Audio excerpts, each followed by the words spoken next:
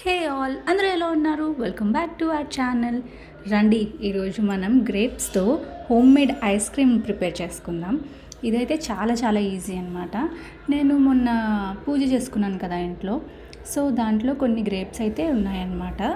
అవి తినడానికి కొంచెం పుల్లగా ఉన్నాయి. సో అందుకే నేనేమనుకున్నానంటే ఎలాగో పిల్లలు ఇంట్లోనే ఉన్నారు, హాలిడేస్ కదా, వాళ్ళకి హోమ్ మేడ్ ఐస్ క్రీమ్ చేసిద్దాము, కొంచెం వెరైటీగా ఉంటుంది కదా అని స్టార్ట్ చేశాను.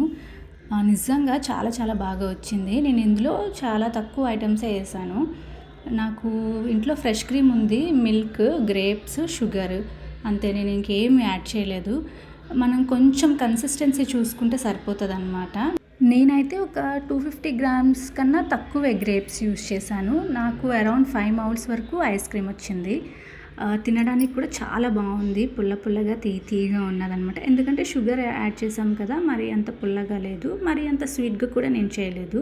మీరు కూడా ఒక్కసారైనా ఇంట్లో ఇలా ఐస్ క్రీమ్ ట్రై చేయండి. అన్నీ మన ఇంట్లో ఉన్న ఐటమ్సే కదా. ఐస్ క్రీమ్ మౌల్స్ లింక్ కావాలంటే లింక్ అని కామెంట్ చేయండి, లేదా కామెంట్ సెక్షన్లో నేనే లింక్ షేర్ చేస్తాను. Okay, bye.